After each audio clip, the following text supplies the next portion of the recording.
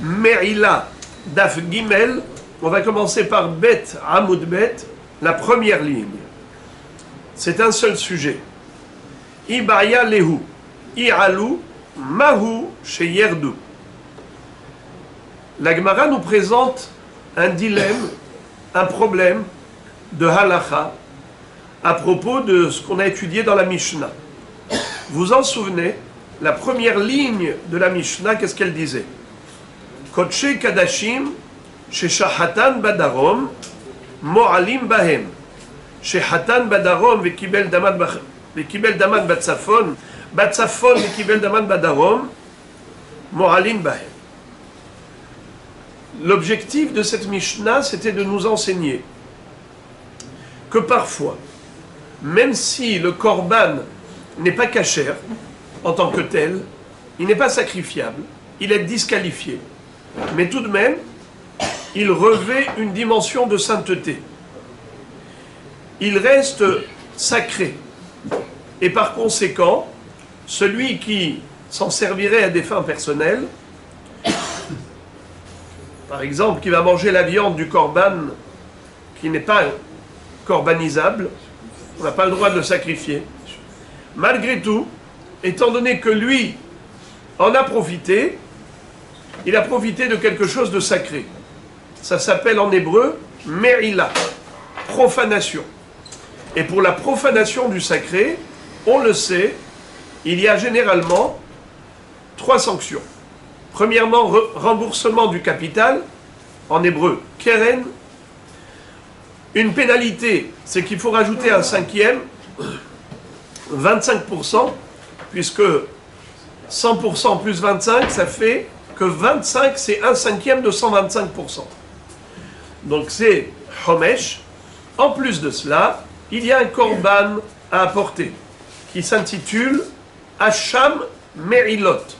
Korban Hacham Me'ilot, c'est le korban qu'il faut offrir au Beth Amikdash pour se faire pardonner de la faute de profanation du sacré.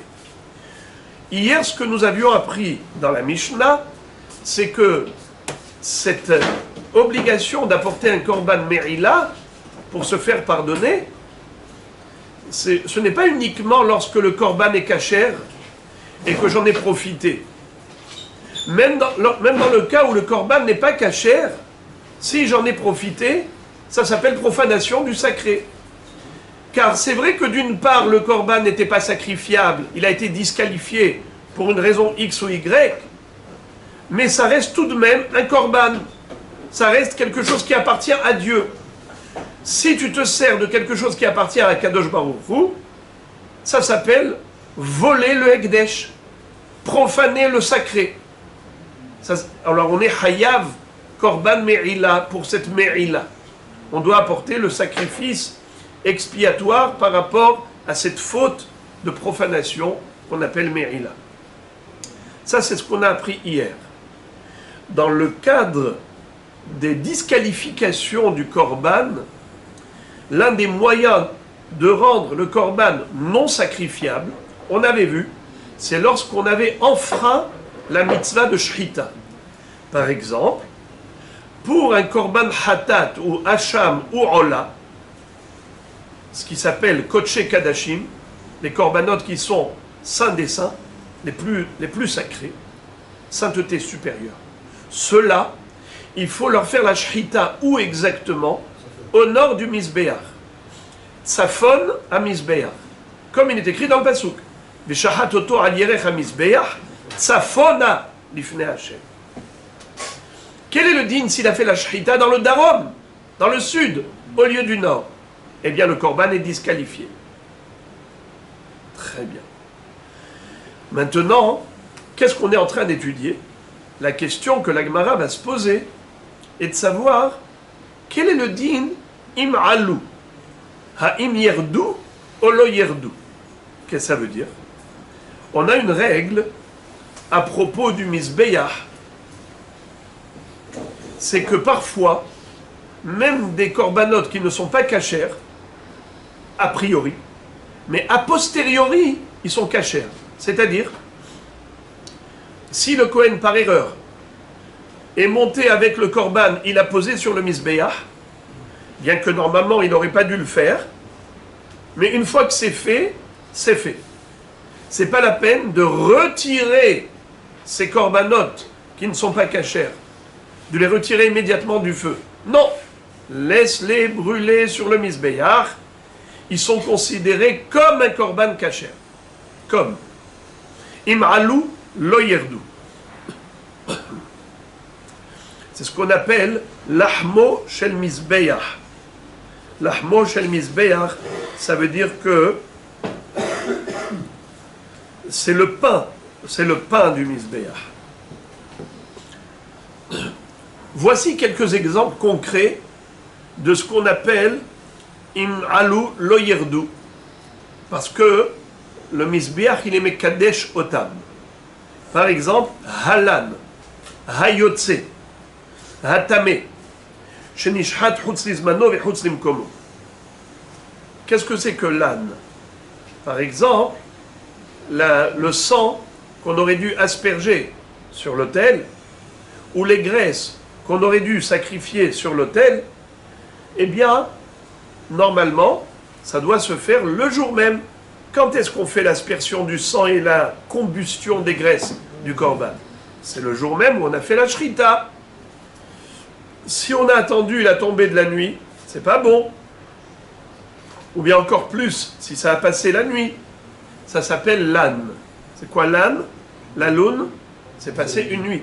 Si la nuit a passé dessus, si la nuit est passée sur ce sang ou cette graisse, ils sont disqualifiés. Quel est le din imbedi avad il a fait? Eh bien, lo yerdu. Ou bien, je parle des graisses. Ces graisses-là, ça y est, une fois que la nuit est passée, tu ne peux plus les sacrifier. Il les a quand même montées sur le misbéach. Il les a quand même brûlées. Ça veut dire qu'il les a mis sur le feu. Est-ce qu'il faut tout de suite les retirer? Non. Ça reste le pain du misbéach. Pareil à yotse. C'est quoi yotse?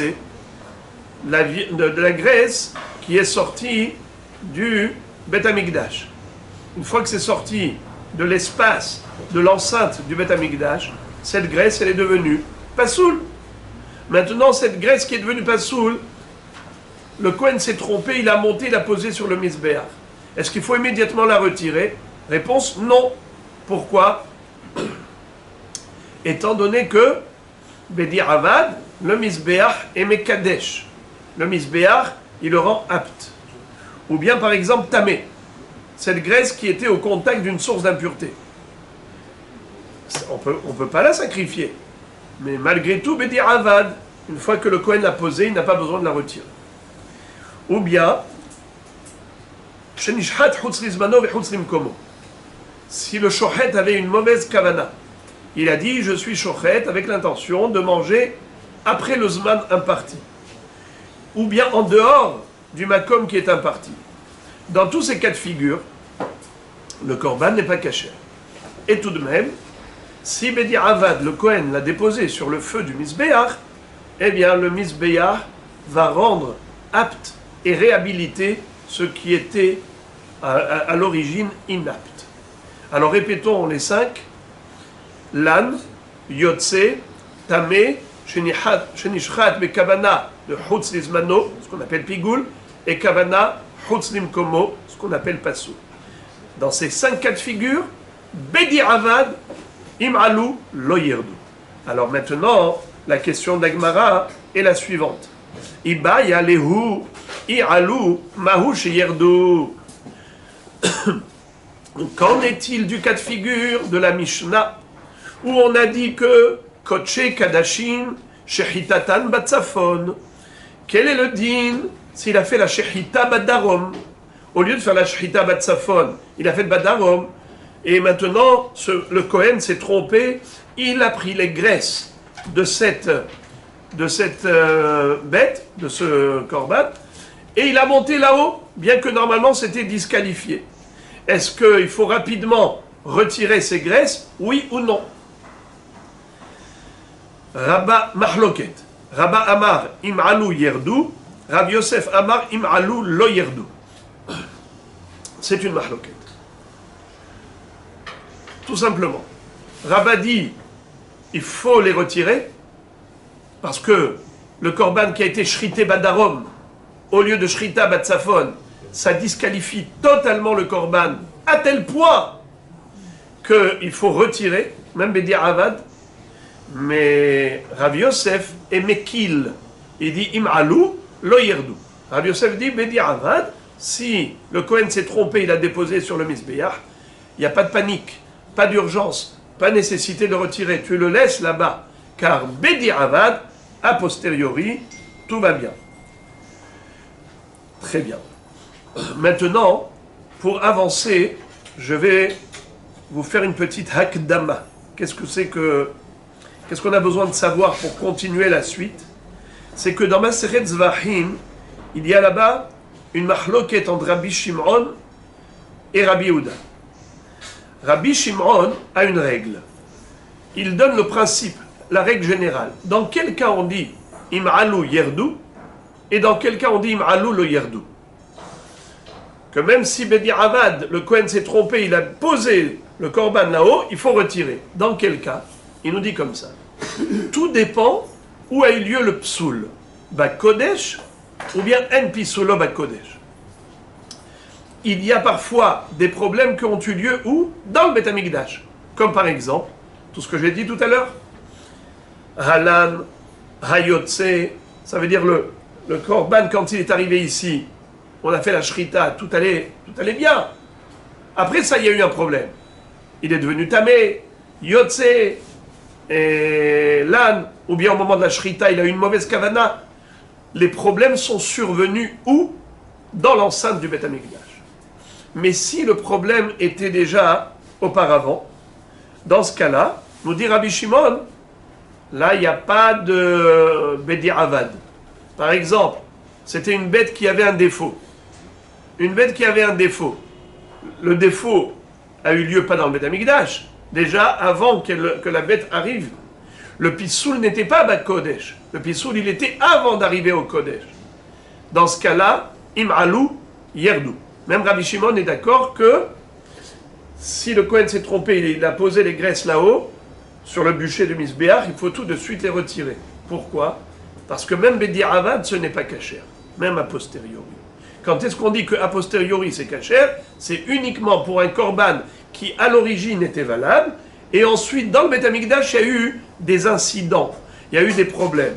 Alors les problèmes qui ont eu lieu dans le Kodesh, on ferme les yeux Bedi Avad. Rabbi Yehuda n'est pas d'accord avec Rabbi Shimon, et il dit qu'il y a dans 3 cas de figure, même si le psoul était Kodesh, on reste intransigeant. C'est quoi les 3 cas? Premier cas, c'est Nishhat Balayla. Deuxième cas, c'est Nishpach Damo. Troisième cas, c'est Yatsa Damo Chutz Laklaim. Qu'est-ce que ça veut dire? Nishhat Balayla. Si au lieu de faire la shrita en journée, il a fait la shrita du korban la nuit, ça veut dire avant l'aube. Eh bien, étant donné que la shrita doit se faire obligatoirement en journée, s'il a fait avant l'aube, c'est-à-dire la nuit, eh bien ce korban, non seulement qu'il n'est pas soul a priori, mais même a posteriori. Même si le Kohen a fait monter les graisses sur l'autel, il faut les redescendre.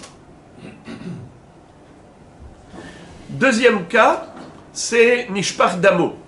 Si la personne qui devait recueillir le sang a fait tomber ce sang par terre, n'est plus dans le Keli, Nishpach Damo, où le sang a coulé directement de la gorge de la bête, pas dans le Keli, eh bien tu ne peux pas récupérer ce sang. Puisque tu ne peux pas récupérer ce sang, ce korban est disqualifié totalement, et même si Bedi Avad, le bonhomme, s'est trompé, il a pris les graisses, le Kohen a pris les graisses et il a monté là-haut, il faut les redescendre. Troisième cas, c'est Yatsa Damo Michutz Laklaim.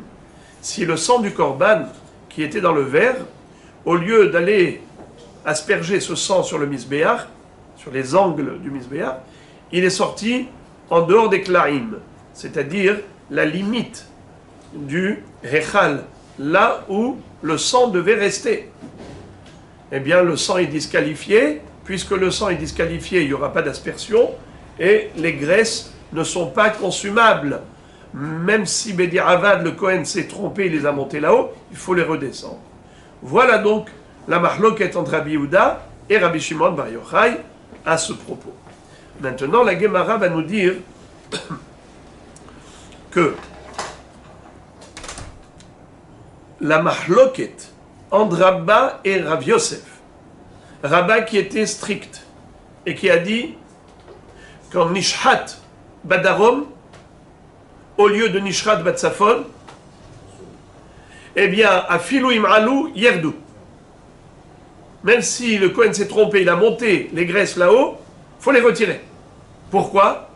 Car le problème de Nishhat Badarom, c'est tellement important, tellement grave, que ça disqualifie le Korban, pas seulement a priori, même a posteriori. C'était Rabba, qui était strict. Rav Yosef était plus tolérant. Et il a dit, c'est vrai que le Korban n'est pas soul, mais Bedi Avad, a posteriori, s'il a déjà monté les greffes là-haut, laisse-les là-haut.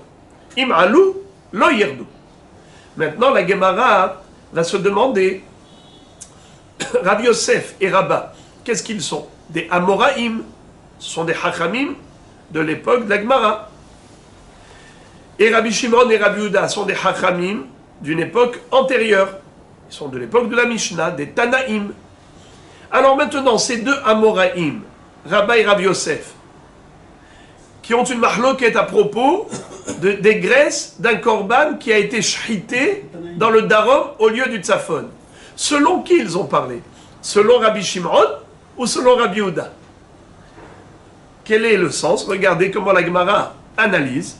Elle dit comme ça. Aliba de Rabbi Yehuda lotiv elach de kule alma la peligé de im'alou yerdou qui peligé aliba de Rabbi Shimon. La Gemara dit, c'est sûr que la mahloket entre eux, ce n'est que d'après Rabbi Shimon. Car d'après Rabbi Yehuda, il n'y a aucun doute que c'est sûr qu'il faut retirer ces graisses. Tout le monde serait d'accord. Même Rabbi Yosef qui était tolérant, il a été tolérant que d'après Rabbi Shimon, pas d'après Rabbi Yehuda. Pourquoi? Car il y a un raisonnement de Kalva Homer, un raisonnement d'a fortiori. Si déjà Rabbi Yehuda a disqualifié les graisses d'un korban qui a été shrité avant l'aube, ça veut dire qu'il a subi la shrita au-delà du temps imparti. Le temps imparti pour la shrita, c'est la journée. La nuit, ça s'appelle Chutz Lizmano. Ça veut dire, la shrita, elle a eu lieu quand? Avant le Zman. Elle a eu lieu quand? Pas dans le Zman. La shrita qui est Badarom au lieu de Batsafon, c'est une shrita qui est au-delà du lieu imparti. On a deux éléments, le temps et l'espace. En dehors du temps imparti, en dehors du cadre imparti. Qu'est-ce qui est plus grave? Ce qui est plus grave, nous dit la Gemara, c'est le problème de l'espace. C'est plus grave que le problème du temps. Alors elle dit Kalva Homer. Si déjà Rabbi Yehuda a été strict par rapport à un problème temporel, à plus forte raison qu'il serait strict pour un problème spatial. C'est-à-dire que c'est sûr que d'après lui, si on a fait la shrita du korban Badarom au lieu de Batsafon, im'alou yerdou. Car si déjà pour Nishhat Balayla, au lieu de Nishhat Bayom, il a dit que ces graisses qui par erreur ont été montées sur l'autel, il faut les retirer, à plus forte raison que si on a fait monter les graisses d'un korban qui a été shrité dans le sud au lieu d'être shrité dans le nord, c'est sûr que Rabbi Yehuda penserait que il faut les retirer. Car le problème du makom est un problème plus grave qu'un problème du zman. Pourquoi vous dites? Pourquoi? Vous posez la question de pourquoi.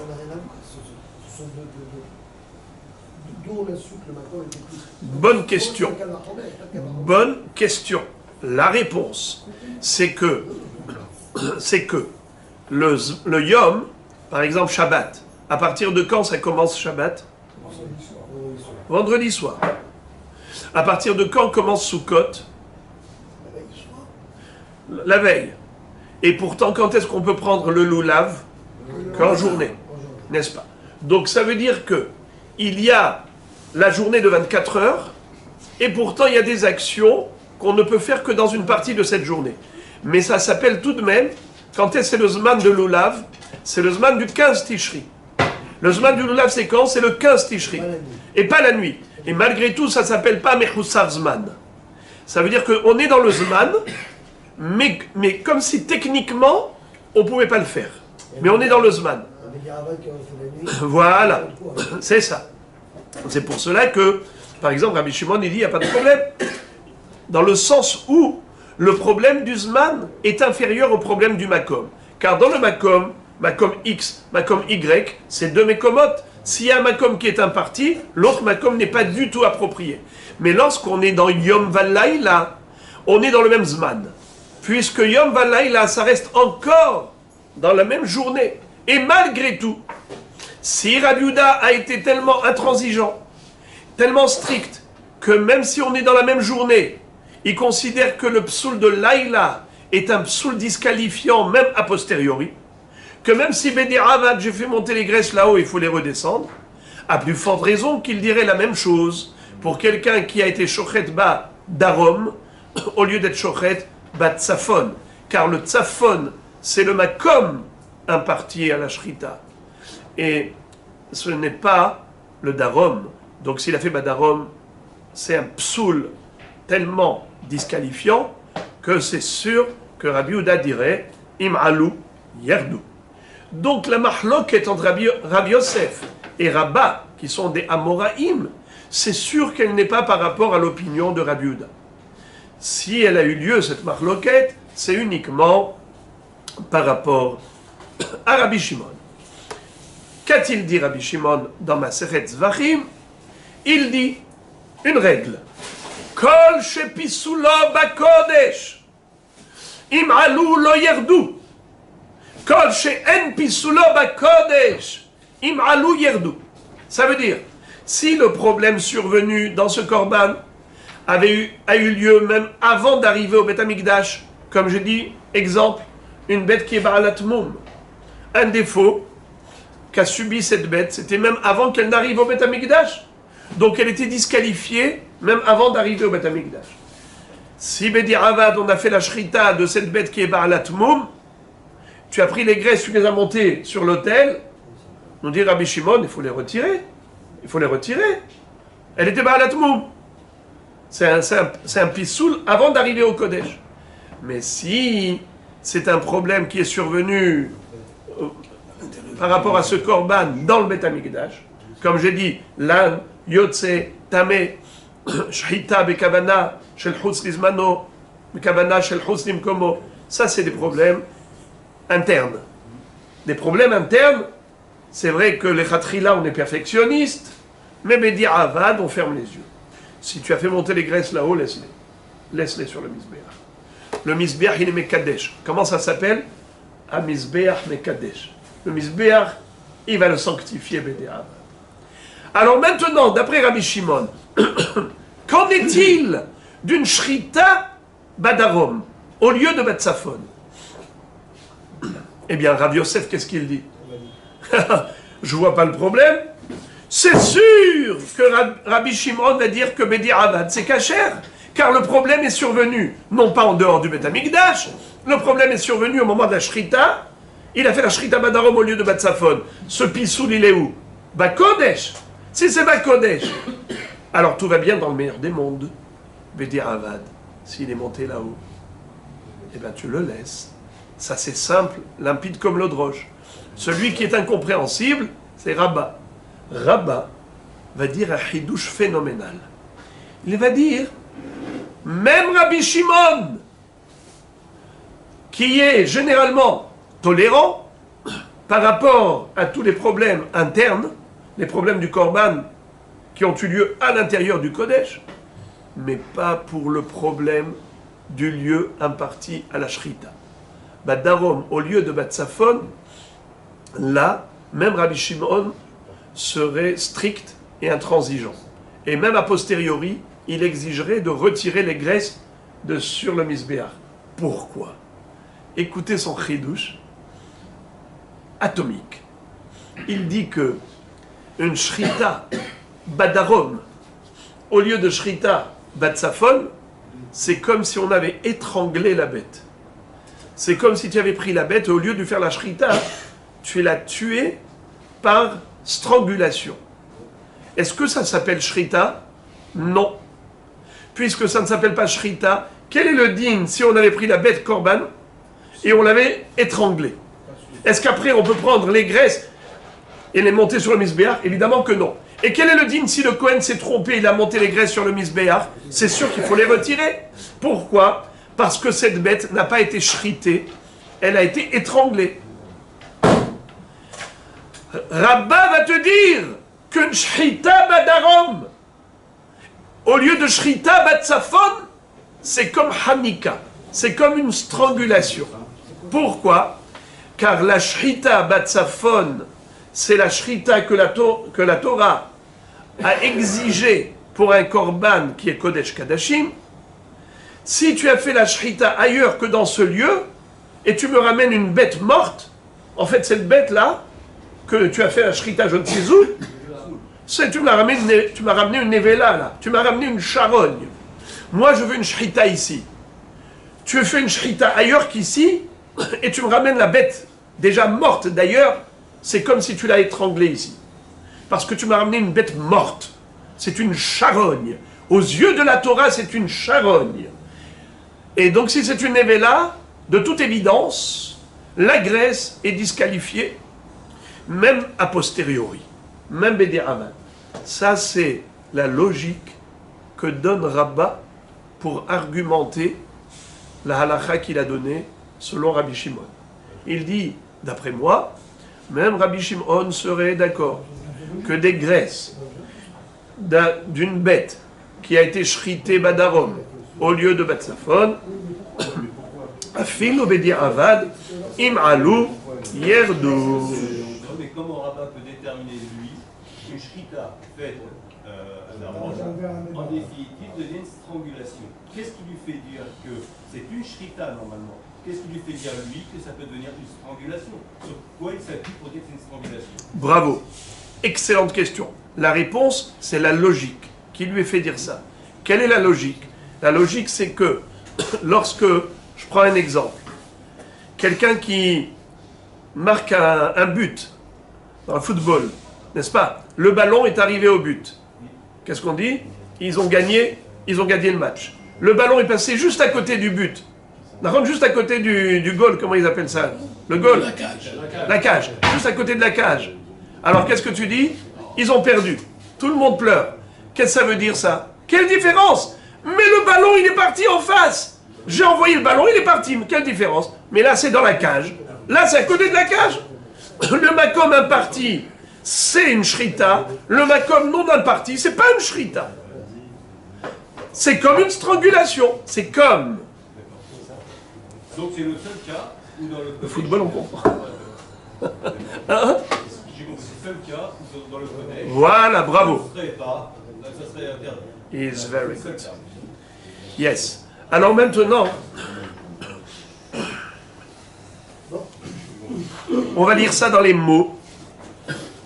Deuxième ligne. Aliba de Rabbi Yehuda lotiv elach. La Gemara dit que Rabba et Rav Yosef ne se sont jamais posé la question par rapport à Rabbi Yehuda. Découlé alma la péligé d'im'alou yerdou. Selon Rabbi Yehuda, tout le monde est d'accord que im'alou yerdou.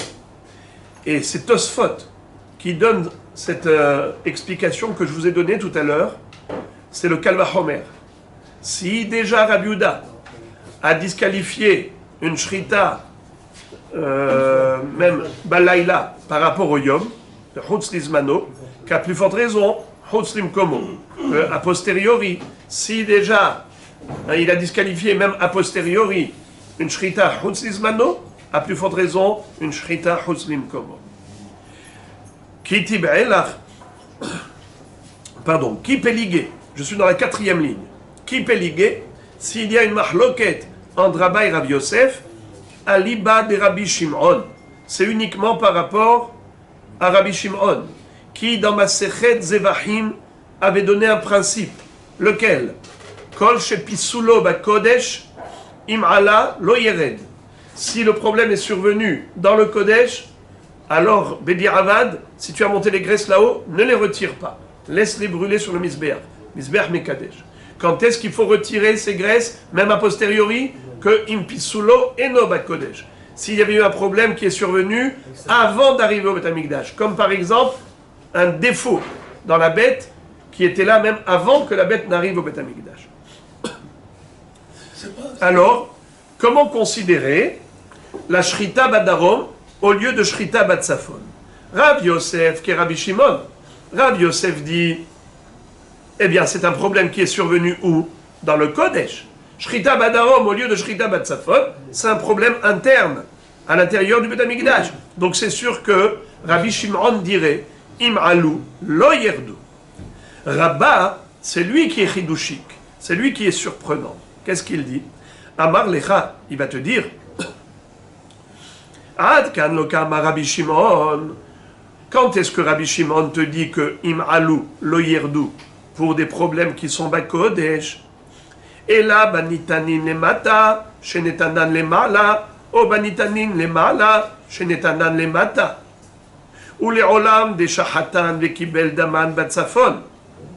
Aval hacha, kevan de shahatan badarom, keman de hankinun dami. Qu'est-ce que ça veut dire? Quand est-ce que Rabbi Shimon considère que Bedi Avad, on ferme les yeux, on est tolérant, et on dit Im'ala lo yered, c'est des problèmes chez Pisulo Bakodesh. Par exemple, Anitanim le ma'ala, netanan le mata. Il y a des halachot à propos de Zrikat Adam. Zrikat Adam, l'aspersion du sang, doit se faire sur les coins du Mizbeach. Mais il y a des korbanot dont le sang est aspergé sur le coin de Mizbeach en dessous du Chut HaSikra, et il y a des korbanot dont le sang est aspergé sur le coin du Mizbeach au-dessus du Chut HaSikra. C'est quoi le Chut HaSikra? C'est une ligne rouge.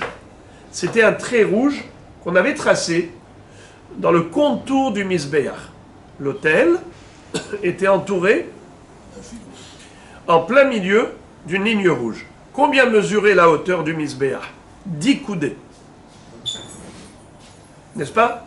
Depuis le sol jusqu'en haut du Keren à Mizbeach, on a exactement 10 coudées.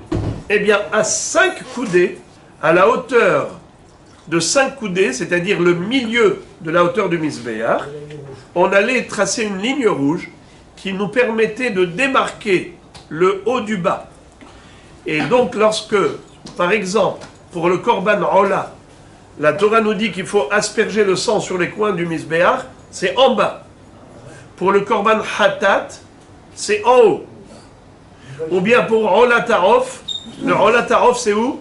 Ola Tarof en haut. Ce qu'on appelle les Ma'ala, Mihut HaSikra. Alors maintenant, lorsqu'on a inversé l'ordre, on a inversé l'orientation, au lieu de faire en haut, on a fait en bas en haut, eh bien ça disqualifie. Ça disqualifie le Korban. Mais Bedi Avad, Im'alu, lo yerdu.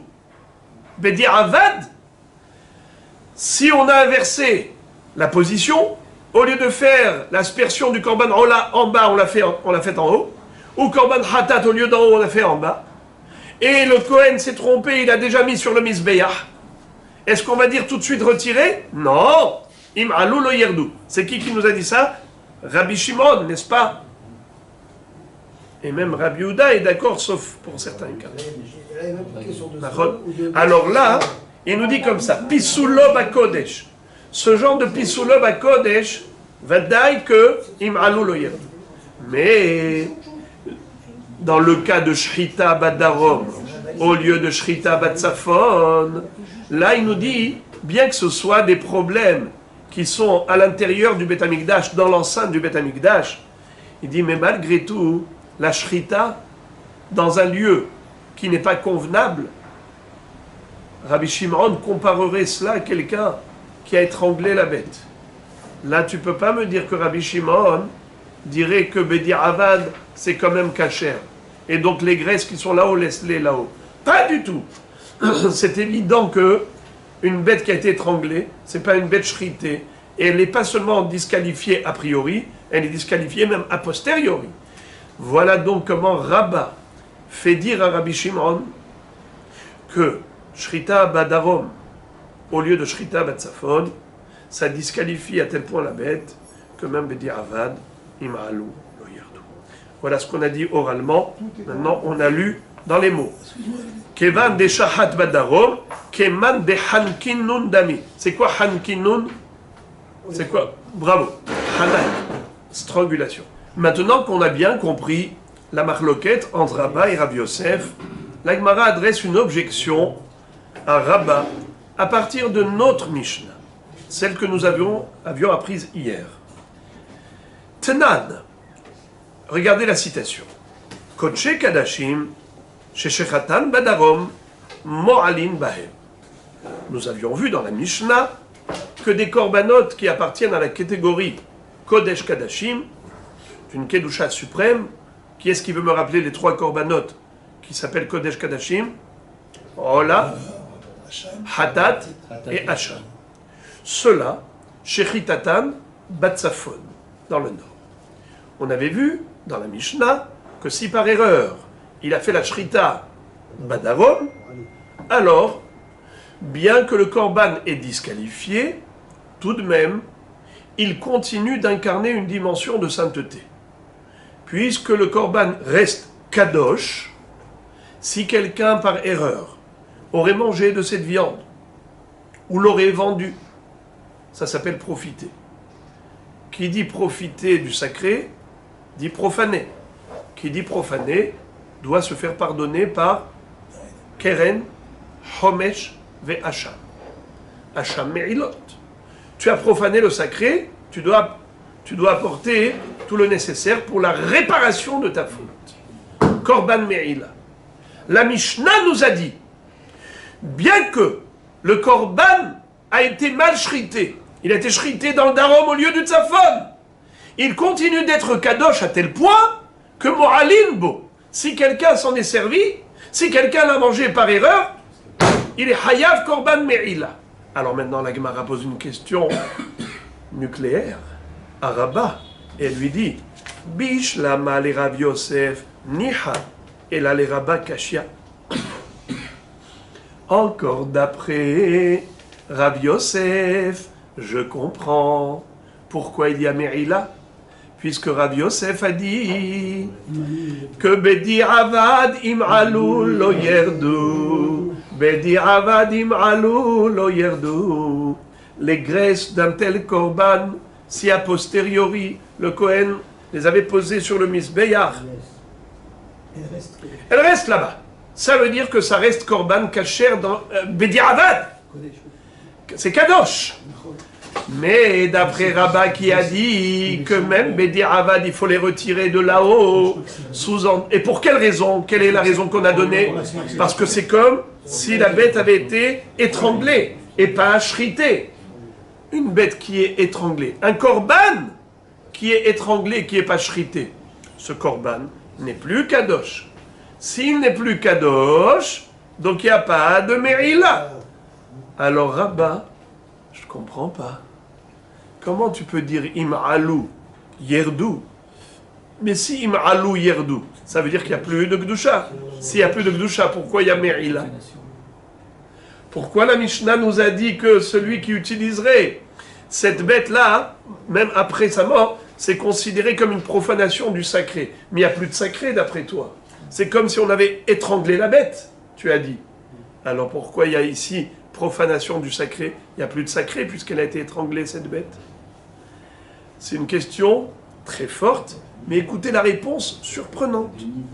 Maïmo alin bahem midera banan. Incroyable. Jusqu'où Rabba est parti.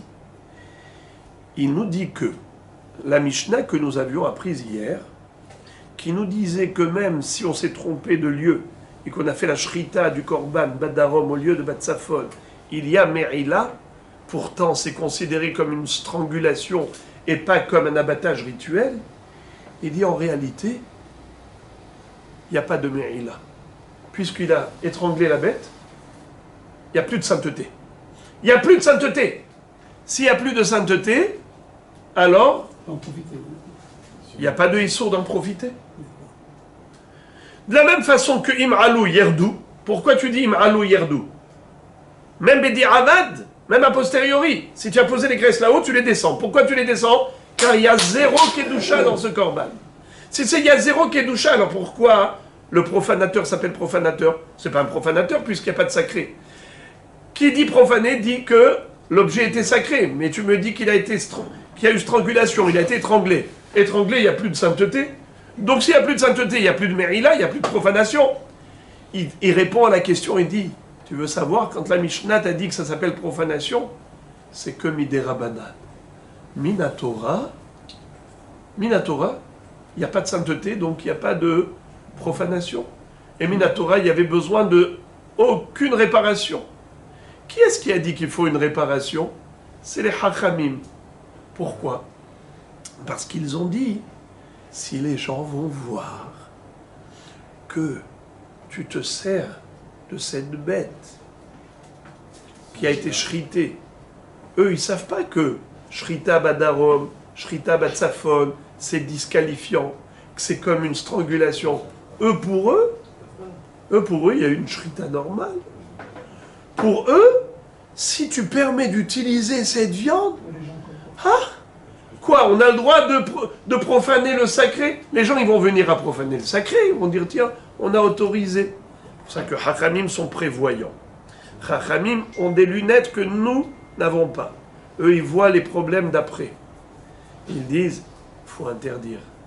Il faut interdire d'en profiter. Comme si c'était du sacré. Car si tu autorises, les gens vont faire des confusions et ils vont s'autoriser même l'utilisation du sacré, qui est une vraie profanation. Voilà pourquoi, Midera Banan, il faut se racheter, il faut réparer la faute de Me'ila, bien que dans l'absolu, il n'y en avait pas de profanation. Maintenant, la Gemara va nous dire, quelle différence y a-t-il entre profaner, l'interdiction de profaner Minatora et l'interdiction de profaner Midera Banan au niveau de la réparation? La Gemara dit comme ça. Deoraita Meshalemin Homesh. Derabanan Lo. On sait que quelqu'un qui a profané ce qui était sacré Minatora doit apporter 3 choses pour se réparer. Rembourser le capital, rajouter une pénalité d'un 5e, Homesh, et en plus il doit apporter une bête qui s'appelle Korban Hacham Merilot.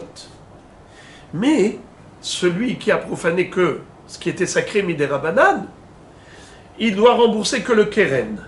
Keren, le capital. Il n'y a pas de Homesh. Chachamim n'ont pas rajouté le Homesh, et à plus forte raison, pas de Hacham. S'il n'y a pas Hacham, il n'y a pas Homesh. Pourquoi il n'y a pas Hacham? C'est évident qu'il n'y a pas de Korban à apporter, puisque Minatora, il n'y a pas de profanation. Chachamim ne vont pas te dire, apporte un Korban au Beth Amikdash pour réparer la faute qui n'est que Midera Banan. Hasve Shalom. Puisque Minatora, il y a 0 profanation, tu ne peux pas apporter un Korban Hacham Merilot. Assour. Puisqu'il n'y a pas de Hacham, il n'y a pas de Homesh. Il n'y a que le Keren. Voilà donc comment, lorsqu'on a dit que Midera Banan c'est une Merila, quelle est la différence avec une Merila Minatora? Eh bien c'est le Korban Hacham et le Homesh. Pour une profanation toraïque, il faut apporter 3 choses, Keren, Homesh et Hacham. Pour une profanation rabbinique, d'ordre rabbinique, ce n'est que Keren, mais ni Homesh, ni Hacham. Les frères et les amis, la Gemara demande pose une question assez étrange. Elle dit, Umi Ika Merila Midera Banan. Est-ce que ça existe, ça? C'est la première fois que j'entends un concept pareil. Merila Midera Banan, profanation d'ordre rabbinique. Je connais pas ça. D'où tu as sorti ça, s'il te plaît? Il lui a répondu, quoi, tu sais pas? Viens, je t'apprends. De Amar Ola, Amar Rabbi Yochanan. Ola, qui était un grand hacham, a enseigné au nom de Rabbi Yochanan. Quoi? Kodashim shemetu yatz'u mide me'ila dvar Torah. Alma midoraita lo itbehon miderabanan itbehon. Achanami miderabanan. Des kodashim shemetu. Un korban d'une bête qui est morte. Une bête qui était korban qui est morte. Maintenant qu'elle est morte, est-ce que je peux vendre cette charogne à un goy pour je ne sais quoi, donner à son chien? On te dit assour. Kadashim shemetu yatz'u mide me'ila. Pardon, excusez-moi. On te dit que Minatora c'est permis. Kadashim shemetu yatz'u mide me'ila dvar Torah. Minatora, il n'y a plus de me'ila. Ça veut dire il n'y a plus de sainteté, il n'y a plus de profanation Minatora. Il n'y a plus de problème. Il n'y a pas d'interdiction, ça ne s'appelle pas profanation. Du fait que Rabbi Yochanan ait précisé, écoutez les mots de Rabbi Yochanan, il y a Kadashim shemetu, un korban qui est mort, yatz'u mide me'ila, est sorti de l'interdiction de me'ila, dvar Torah, selon la Torah, sous-entendu qu'il n'y a pas d'interdiction toraïque, mais il y a une interdiction rabbinique. Donc voilà, tu m'as demandé où est-ce qu'on a retrouvé ce concept. Oui, cette notion, on l'a déduit d'un enseignement de Rabbi Yochanan, qui a dit que Minatora, il n'y a pas de issour de vendre la viande de cette charogne à des fins personnelles. Ce n'est pas considéré comme une profanation, car il n'y a plus de sainteté dans un korban qui est mort. Du fait qu'il ait dit que c'est permis selon la Torah, pourquoi il n'a pas dit tout simplement c'est permis? Pourquoi il a dit c'est permis selon la Torah? Pourquoi cette précision? Sous-entendu que Miderabanan, les Chachamim ont interdit. Et alors quel est le problème si elle est morte? Hein? Pourquoi il a interdit? Quel est le Pourquoi les Chachamim ont interdit? Parce que ils ont peur que les gens s'en servent aussi avant. Ça veut dire que si tu permets après la mort, ils risqueraient de s'en servir aussi après la mort. De leur vivant. Ah pardon, même avant la mort, excusez-moi. Ils risqueraient de s'en servir même avant la mort.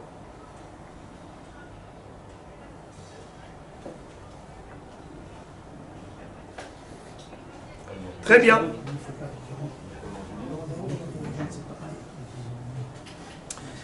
Maintenant, la Gemara nous dit Lima tanina leha de'ula ma Rabbi Yochanan.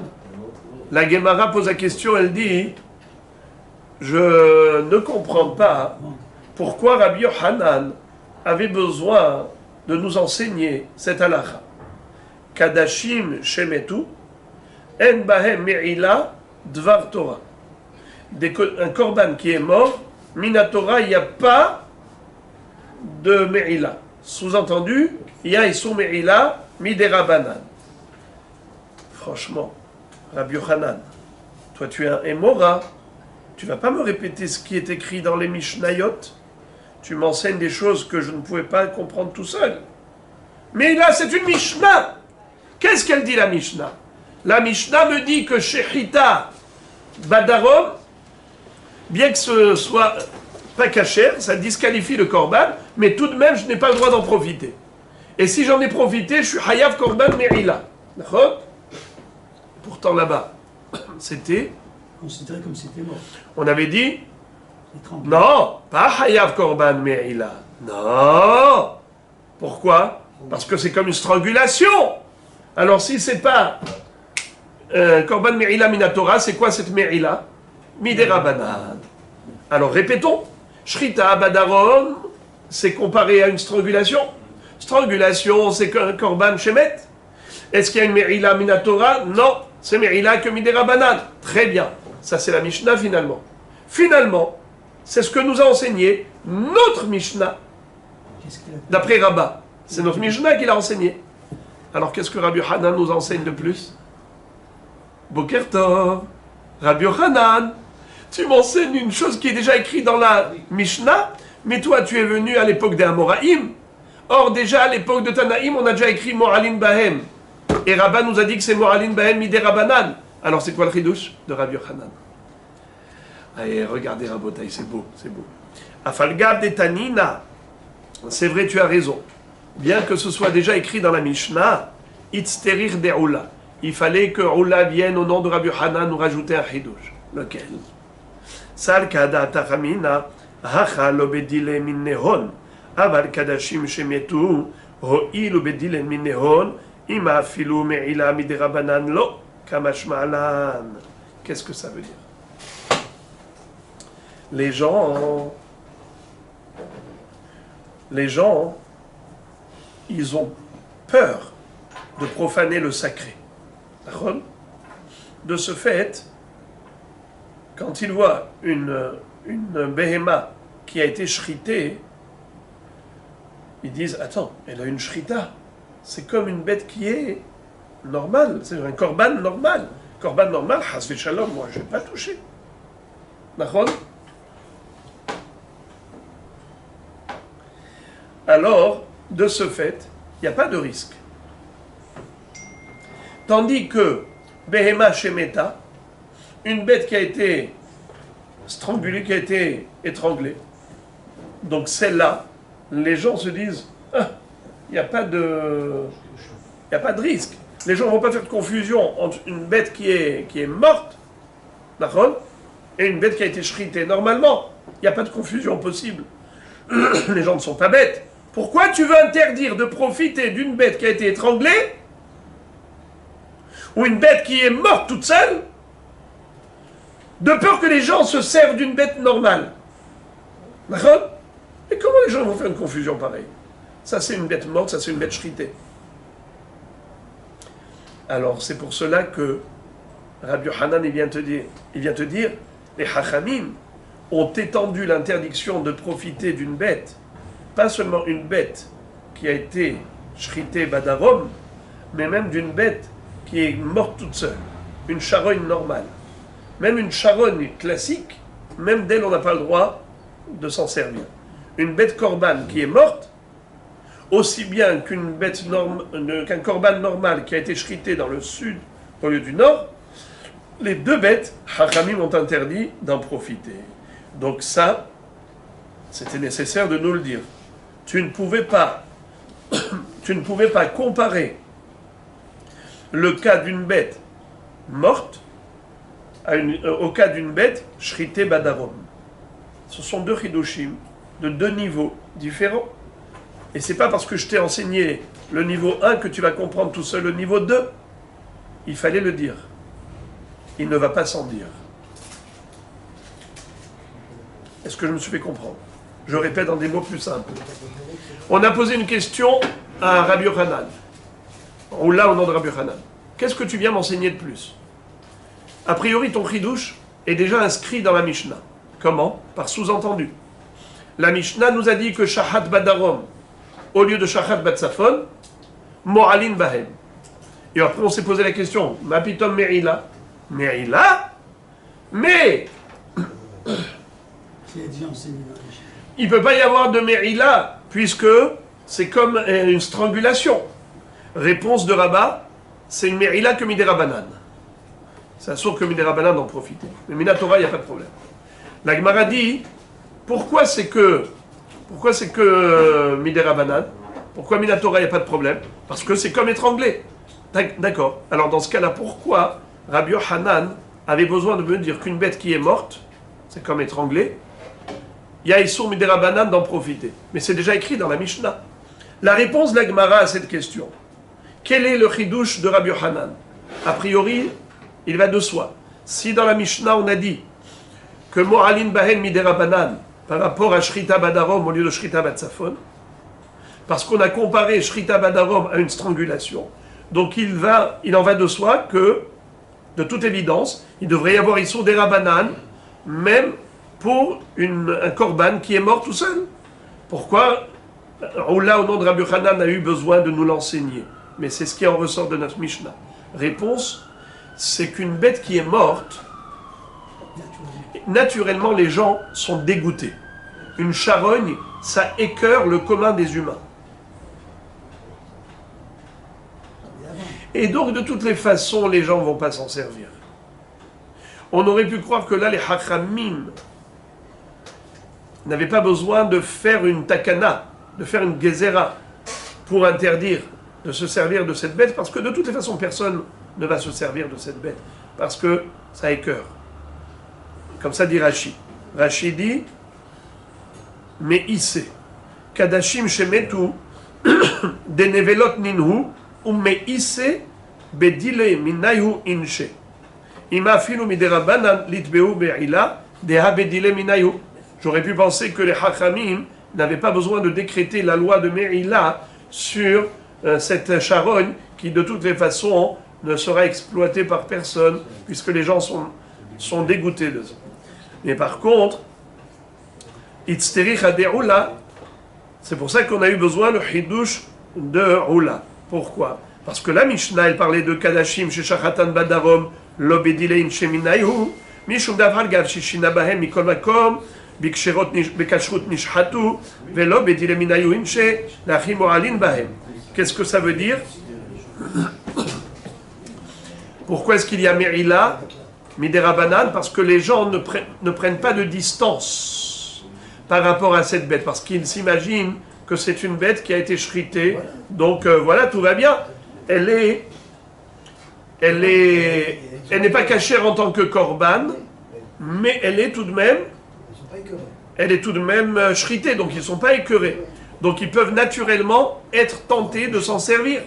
C'est pour cela que on a besoin de leur dire, non, attention, c'est Me'ila. Me'ila, Minatora, Miderabanan, ça dépend. D'après Rav Yosef, c'est Me'ila, Minatora. D'après Rabba, c'est Me'ila, Miderabanan. N'est-ce pas? Donc il fallait le dire.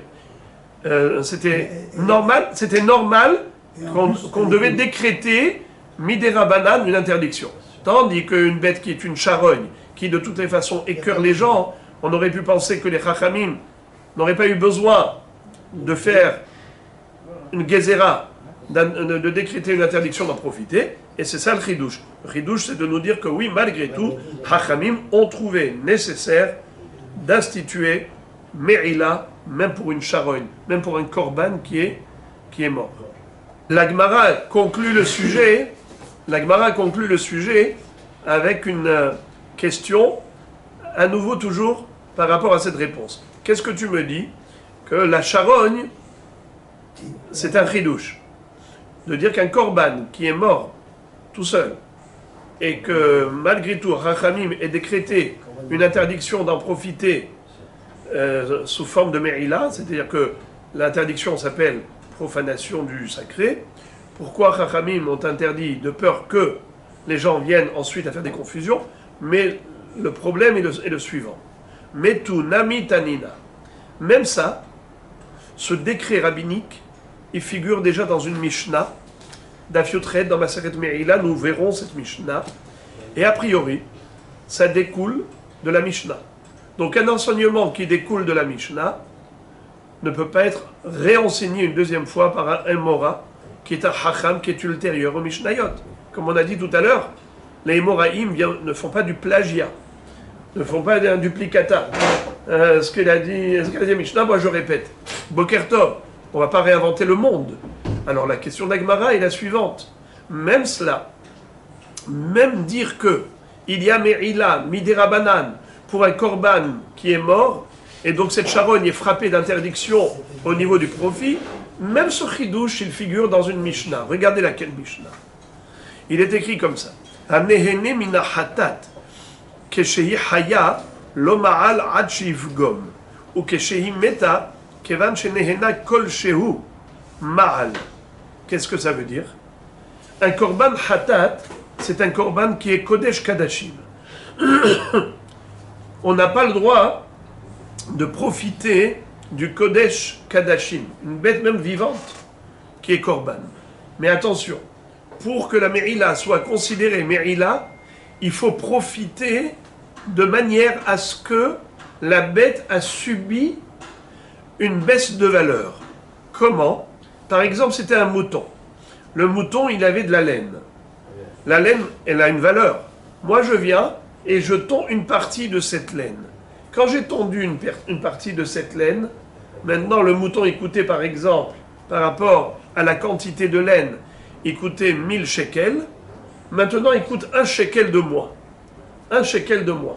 Parce que c'était la valeur de la laine que je lui ai retirée. D'accord? Très bien. Deuxième halakha de cette Mishnah, Keshehi meta kevan denehena kol shehu ma'al. Si la bête est morte, si la bête, hatat, est morte, donc maintenant c'est une charogne, on me dit que la profanation est considérée comme telle, même sans avoir fait baisser de valeur cette charogne. Par exemple, cette charogne, pour la vendre au chien, combien elle coûte? 200 shekels. Toi maintenant, tu es venu, tu as profité. Comment tu as profité? Tu t'es assis dessus, tu avais besoin d'un banc, tu as trouvé, tu t'es assis dessus, voilà. Combien de temps tu es resté assis? 1 heure. Combien ça coûte le profit d'être assis sur une chaise pendant 1 heure? Voilà, tu te trouves là-bas où tout le monde est debout. Tu dis, attendez, je voudrais vous louer une chaise. Combien ça coûte là-bas à la plage? À la plage, vous demandez là-bas un siège. Hein? Ça coûte 10 shekels la location pour la journée? D'accord? Alors combien de temps ça t'a dû rester assis? Tu as payé? Tu as profité? Tu as profité 1 shekel, même si la charogne elle-même n'a pas baissé de valeur, mais toi tu as profité une chareprouta, assaut. Ça s'appelle Merila, profanation. On parle ici d'une charogne, et pourtant, Merila. Donc, Boker Tov, je ne comprends pas. Rabbi Yohanan, tu es un Emora. Tu ne vas pas me répéter des enseignements qu'on a déjà vus dans les Mishnayot. On sait quoi le chidouche? A priori, c'est Midera Banan, puisque, on vient de le dire, qu'une fois qu'elle est morte, il n'y a pas de Merila Minatora. Alors, c'est quoi le chidouche? Réponse. Sal kadata kamina hatat ba'alat mum ho'il velo hazia le kapara lo bedilin minna aval kadashim tmimim ho'il ve hazia le kapara bedile minnehon imalo kamash ma'alan. La Gemara donne la réponse suivante et elle nous dit: s'il n'y avait pas l'enseignement de Rabbi Yochanan et on n'avait que la Mishnah, on aurait pu penser que Hatat Ba'alat Mum, ou bien n'importe quel korban qui est Ba'al Mum, qui a un défaut. Ho'il velo hazia le kapara, puisque elle a un Mum, on ne peut pas faire un korban d'une bête qui est Ba'alat Mum. L'obedilin mina, les gens, du fait que cette bête ne sera jamais korbanisée, alors en effet, aux yeux des gens, considèrent que cette bête n'a plus de kedusha.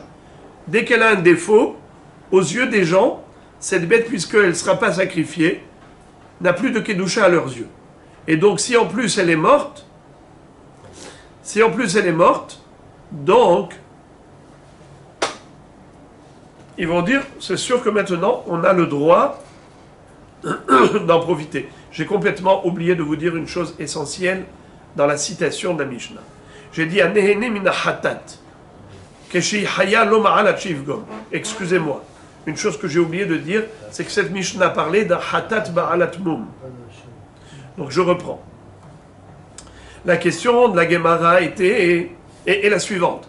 Comment est-ce possible que Rabbi Yohanan m'enseigne une chose qui est déjà écrite dans les Mishnayot?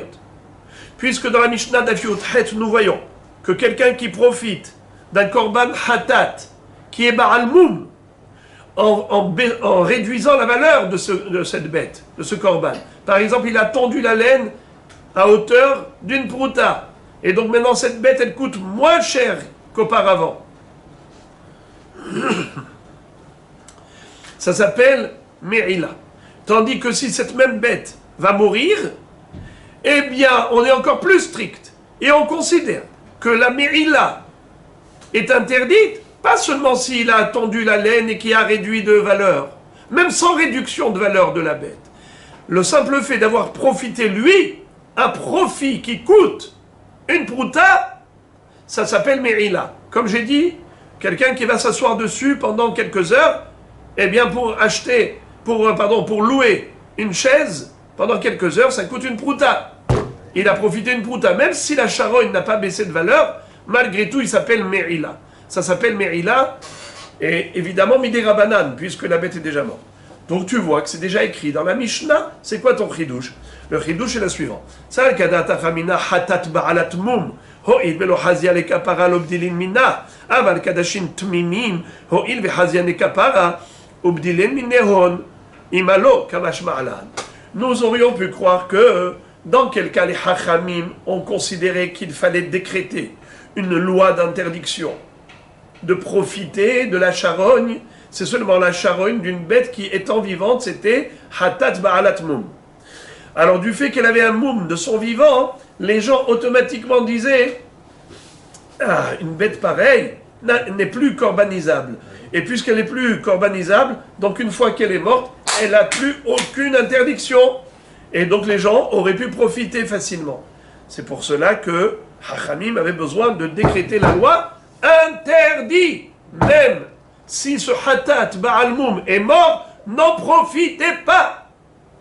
Mais par contre, dans le cas d'un hatat qui n'est pas Baal Mum, qui est mort, un hatat qui n'est pas Baal Mum, qui est mort, j'aurais pu croire que dans ce cas-là, pas besoin de faire un décret d'interdiction. Pourquoi cette restriction? Pourquoi les Hachamim allaient imposer des restrictions? Pourquoi? De peur que les gens fassent des confusions? Il n'y a aucune confusion. Les gens, ils ont peur du Ekdesh. Quand ils voient un Hatat Tamim qui va être corbanisé, eh bien personne ne va en profiter. Personne n'ose profaner le sacré. Alors j'aurais pu penser que de ce fait, une fois morte, cette charogne-là, pourquoi tu vas décréter une interdiction? De peur qu'il l'utilise quand elle est vivante? Mais les gens ont peur du sacré. De ce fait, il fallait nous le dire. Amar Ola, Amar Rabbi Hanan, malgré tout, un korban, une béhéman, korban, chez Metou, Assour Midé Rabanan d'en profiter de cette charogne. Et le chidouche donc, c'est même une charogne qui est tamim, et pas seulement charogne Baal Mum, car la Mishnah a parlé de charogne Baal Mum. Et là, là, je comprenais la logique, pourquoi Hachamim ont interdit. Mais dans un korban qui n'est pas Baal Mum, un korban classique, et ensuite cette bête est morte, j'aurais pu penser que puisque les gens de toutes les façons prennent une distance par rapport au Kodesh, donc le Hatat vivant, personne ne va en profiter, alors pourquoi tu vas interdire en tant que charogne? Il n'y a pas de risque. C'est ce que tu aurais pu croire. C'est pour ça que Hachamim sont venus te dire, même pour un Hatat classique, qui est Tamim, qui n'est pas Baal Mum, une fois que la bête est morte, tu n'as pas le droit de profiter de cette charogne Midé Rabanan. Et ça, il fallait le dire, car elle ne va pas sans dire.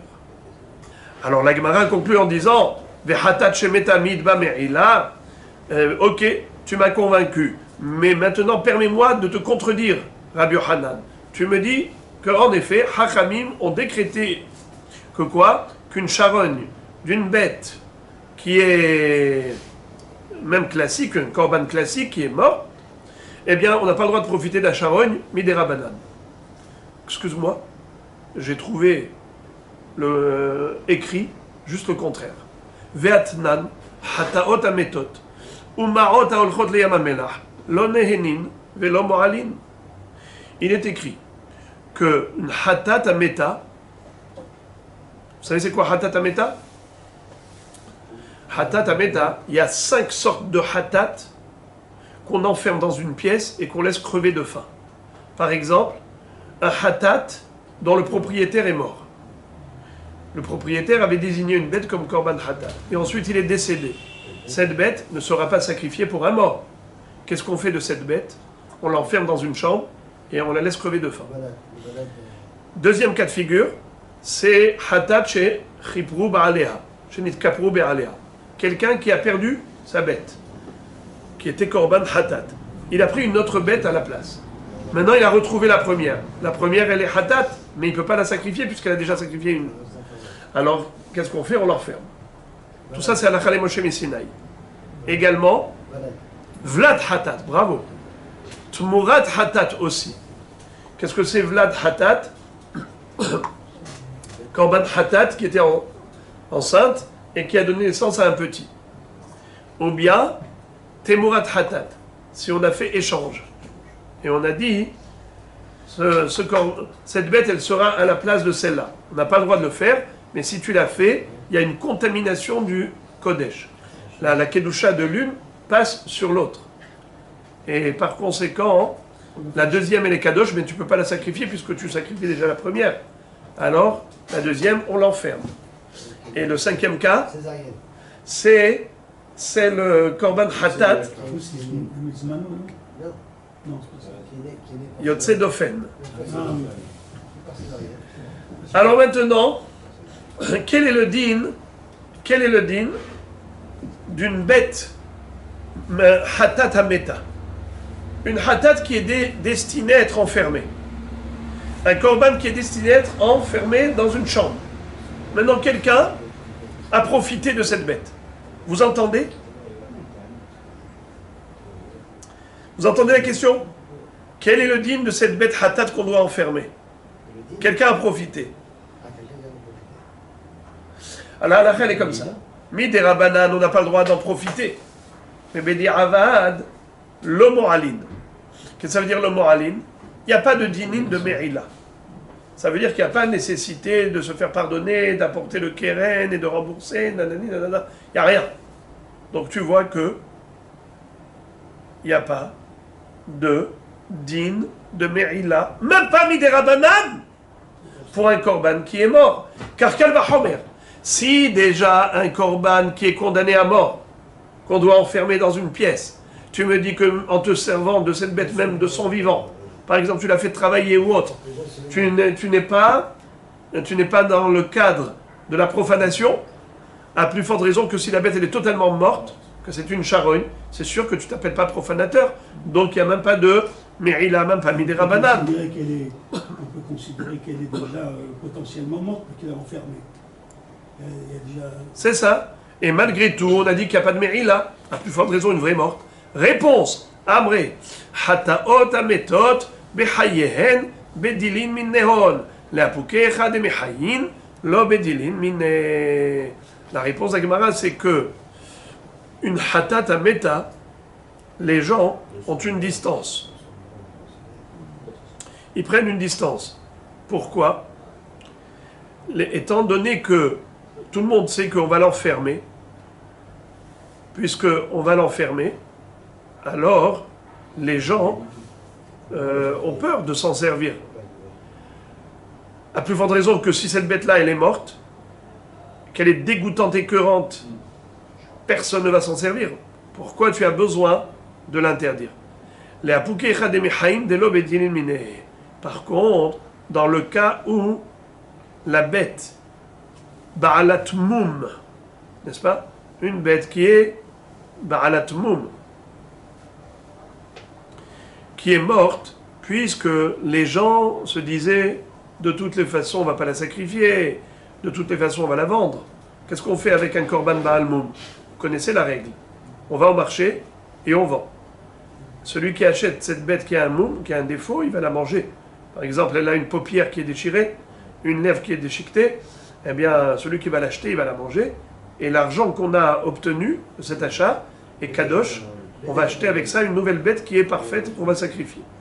Donc, la bête qui est destinée à être vendue, alors même si on ne l'a pas encore vendue, les gens n'ont pas de distance par rapport à cette bête. Ils se disent, bon, elle a un défaut, elle ne sera jamais sacrifiée, cette bête. Alors, c'est une bête pareille, puisque les gens ne se méfient pas par rapport à sa kedusha. C'est pour ça que Hachamim ont été plus stricts. Et ils ont dit, une bête pareille, quand elle est morte, il faut interdire. Pourquoi il faut interdire? Parce que les gens n'ont pas de distance par rapport à cette bête. Alors il faut interdire même après la mort, de peur qu'il n'y ait pas de distance avant la mort. Par contre, une bête classique, qui est Hatatameta, elle, les gens disent, surtout pas. Une bête pareille, ils vont l'enfermer. Il faut l'enfermer. Son propriétaire est mort. Tu sais ce qu'on fait avec ce korban? On peut rien faire, hein? On l'enferme. Alors déjà, les gens ont une distance. Et ils savent très bien que quand on va l'enfermer pour qu'elle meure. Donc de ce fait, il n'y a pas de risque, il n'y a aucun risque que les gens viennent à en profiter. C'est pour cela que lo mo'aline. C'est pour cela que lo mo'aline.